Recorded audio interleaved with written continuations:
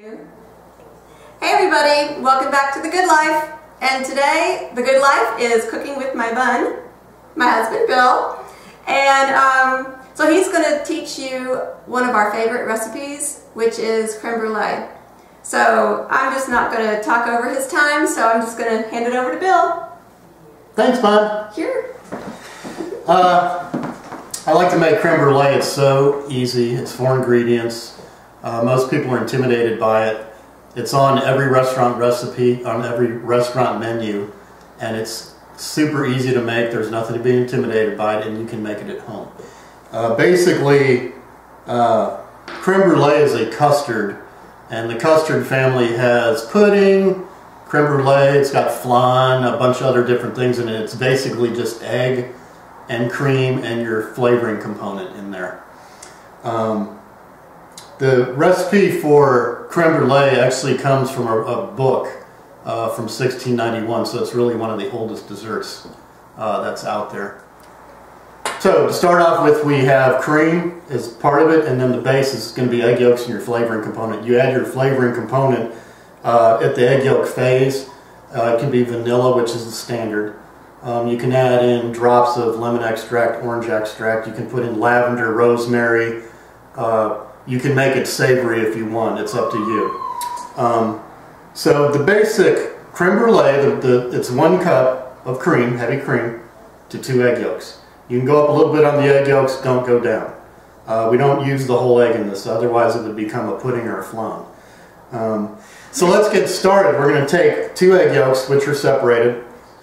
So we put the 2 egg yolks in there, and usually we do a half a teaspoon of vanilla.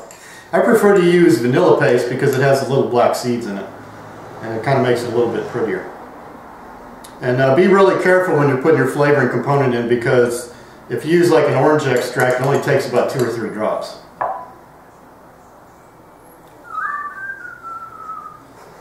Okay, so the vanilla's in there. And we always put a pinch of salt in, no matter what you're doing, it takes a pinch of salt. That's not a good reason. And then, depending on how sweet you like it, you want to go up to 1/3 cup of sugar. Some people like it sweet, some people don't like it so sweet, like Bunn. So we'll put probably about 1/4 cup of sugar in there, and then we whisk it up. Try not to whisk it too much because you'll get air bubbles in it. You don't want air bubbles. This is our base. It's ready to go, and let's move on to the cream component. Let's put our cup of cream in the pot. And one thing you want to know is when you're getting the cream going is you don't want it to boil, because once it hits the boil, whoops, this whisk isn't working. Once it hits the boil, it will boil over in a heartbeat and it'll make a huge mess. So you want to get it going to where there's little bubbles around the edge and little wisps of steam. Cream's almost ready. I'm going to give it a little stir, and as you can see, there's little bubbles around the edges here. Just give it a little bit of stir, wait till I'm getting a little wisp of steam in there. And you really have to keep an eye on it, because if this goes to a boil, it's going to roar over like this and make a huge mess. So okay, that's ready.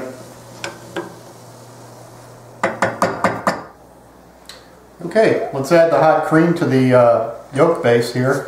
I put a little rubber shelf liner underneath the bowl to keep it from spinning, because it'll rotate when I whisk it. One of the techniques we need to use here is to temper the egg yolks. If I pour this hot cream into these egg yolks, it will scramble. So what we do is put just a little bit of the hot cream in there and whisk it a little bit. You don't want to do it too much and incorporate air. Add a little more. And what that's doing is bringing the temperature up of the egg yolks gently so that they don't coagulate. Once that's kind of incorporated in there, we can go ahead and start putting in the rest of the hot cream. The danger of scrambling is over. Okay, that's incorporated. The next step is that some of the egg yolk did coagulate, so we want to strain it with kind of a fine mesh strainer. Without any little chunks or bits, because we want the creme brulee to be smooth.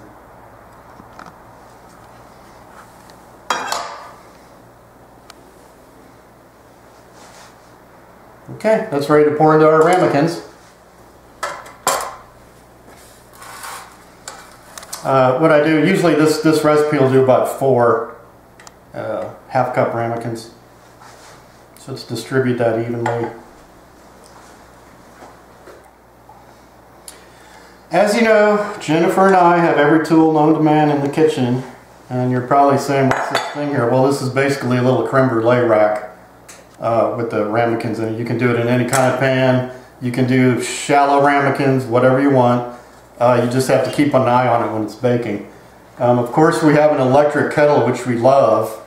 And the trick is not to get any water in these ramekins here. So I'm just going to fill it up to about halfway up. It's important that the water is extremely hot and boiling, because if not, it will take forever for this to cook in the oven.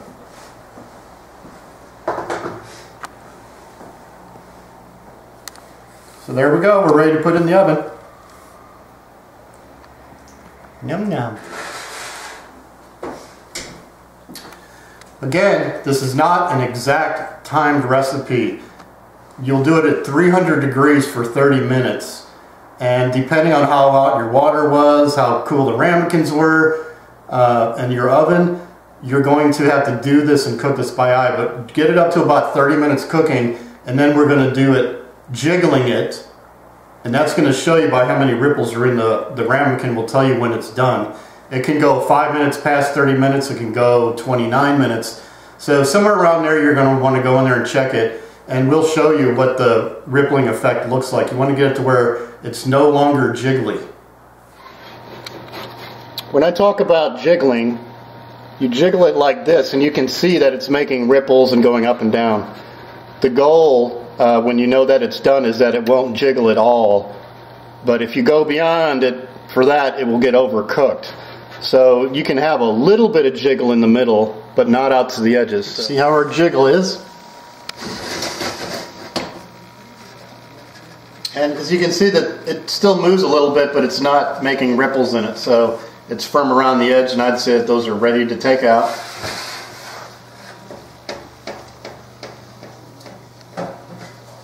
We take it out, we just let it sit there and kind of come to room temperature. It'll cool down very slowly also. If they're not quite fully cooked, sitting there in the hot water, they'll firm up.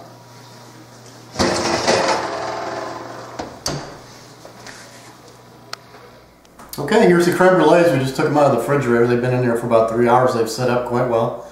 You can also leave them in overnight. They'll get a little firmer. It's up to you. Now we're going to do the fun part. Now this is the technique of caramelizing the sugar on the top. A lot of people are intimidated by this, but with a little practice you can do it. The one thing I want to point out is you do not want to burn the sugar. If it's black, it's going to be bitter. So we don't want bitter. What we want is very light brown to a dark brown. Okay. Some recipes call for a whole teaspoon of sugar. I think that's too much. I like to put about a half a teaspoon on there. And what I do is just kind of put it in there and kind of swirl around the ramekin so it's all even. Let's talk for a second about torches. This is a little micro torch for the kitchen. It puts out kind of a small flame. It's about that big. This is a little bit bigger version. This puts out a flame that's about this long. So obviously the bigger the flame, the quicker it's going to melt. You can also do it under the broiler, but you have to really watch it because it'll go quick. But in the Gander tool kitchen, we like to have the big bad torch here. Okay. Now, when you start to melt the sugar, you want to be doing it in little circles like this. Because what will happen is the sugar is going to turn into little pearls of clear liquid, and then all of a sudden it'll go brown. So you want to stop right about when it's brown. And what I like to do is keep kind of I call it a leading edge of swirling, getting it melting, and just keep more sugar coming into that leading edge of melting. So let's give it a try.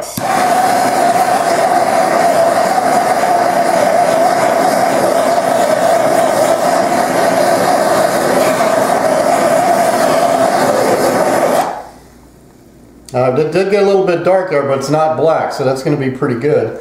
And once this comes to room temperature, it's a little warm around the edges, so you can just let it sit. That's going to turn into hard, crackly crust probably in about 5 or 10 minutes. Let's do another one with the smaller torch, and you can see how different the torches are. Let's use the little baby torch.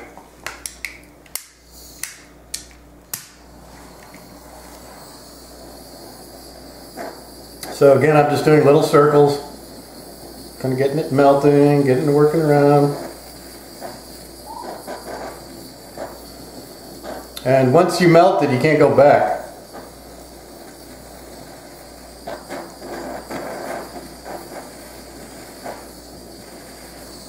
So how's that?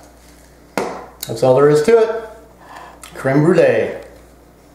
Okay, we've got them all done. We're going to put them in the fridge, maybe 10 or 15 minutes, let them cool off a little bit, let it, the caramelized sugar get crackly, and then we'll eat them. Creme Brûlée's fresh out of the fridge, and let's get Chef Bunn in here to see if it meets her standards.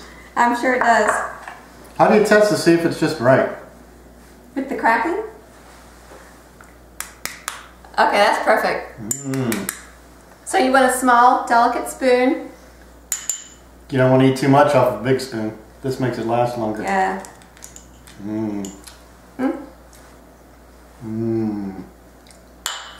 Perfect. Bon appetit!